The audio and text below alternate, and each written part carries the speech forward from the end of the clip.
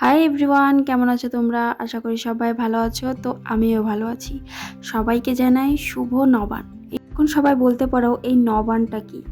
এই নবান্নটা অনেকেই জানে আর অনেকেই জানে না। যারা যারা জানো তারা তারা একটু প্লিজ কমেন্ট করে বলো।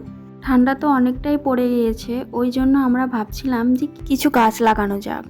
ওই জন্য আমরা মাটিগুলো দেখছিলাম যে গাছ লাগানোর জন্য উপযুক্ত আছে কি না।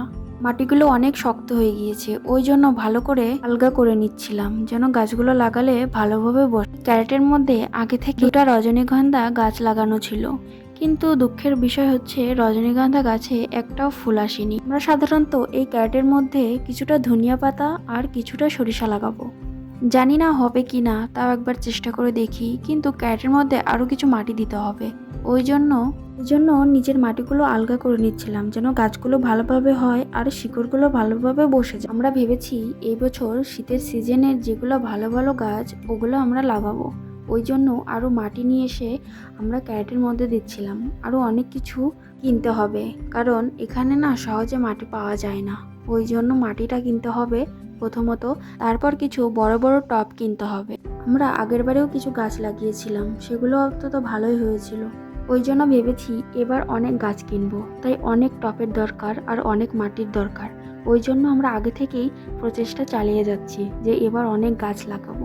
তো দেখো, কথা বলতে বলতে আমার সবজি কাটাও হয়ে গেল আর আমি রান্নাটাও বসিয়ে দিয়েছি। সকালে বেশি কিছু রান্না করব না, শুধু নিরামিষ তরকারি করব আর একটু বেগুন মাখা করব। আর হ্যাঁ, আমি না তোমাদের কাছে কিছু কথা শেয়ার করতে চাচ্ছি। তো আমার মতে বলা ঠিক হবে কি হবে না সেটাই আমি ভাবছি। আমি না ফেসবুক সম্বন্ধে ভালো কিছু জানি না। 1 বছর হলো আমি একটু বুঝতে শিখেছি ফেসবুক সম্বন্ধে। ওই জন্য আমি কিছু কন্টেন্ট বানাই।